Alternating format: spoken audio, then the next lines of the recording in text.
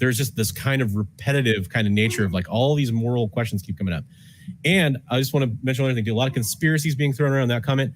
Questions are being asked. I'm not saying this happened. I'm saying that we don't know exactly what happened.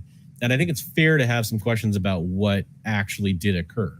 I want to note here, it's really interesting because we're sitting here talking about conflict of interest, but it seems the theme, talking about whatnot, talking about CGC, a lot of it actually comes down to not even a conflict of interest, but a lack of transparency.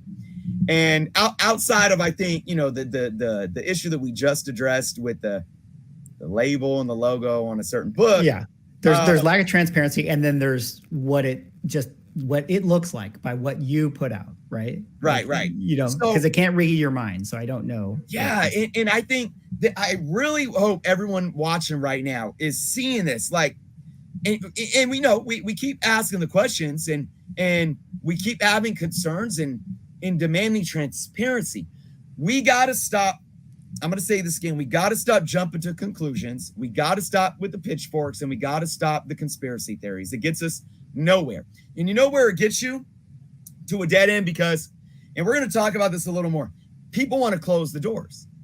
There are probably people in this industry that want to be transparent, but they're scared to be, because every time they crack open that door, they're getting bum rushed. And then it doesn't matter what they say. So they slam the door back in your face. Why? Because you can't listen to reason. So we all, you all have a responsibility. We have to hold ourselves responsible. That's why people get mad at me all the time. Oh, you're just sucking up to the fan. Like, no.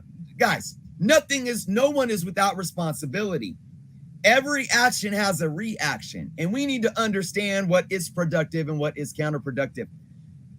We got to start operating in a way to where we put our lawyer hats on, we put our detective hats on, and we come out the gate with some humility and respect, and we have these conversations out the gate before we start picking up pitchforks and playing the telephone game and creating gossip.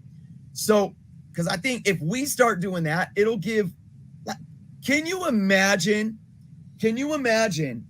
if I brought Nelson with Big Time Collectibles on my show and was like, Nelson, you're in cahoots with CGC and I bet you're paying them to say this, that, and this. And I mean, I was just accusing him. Maybe I started making memes. Of him and calling him a clown and all that. Like, do you think Nelson would ever want to get back on a live stream with anybody on YouTube? I wouldn't. And then what are you going to do? It's like gaslighting, because then now you get a reaction out of him. He shuts the door in your face. Oh, what are you trying to hide, Nelson, with Big Time Collectibles? See, you shady. You're this, you're that, you're this.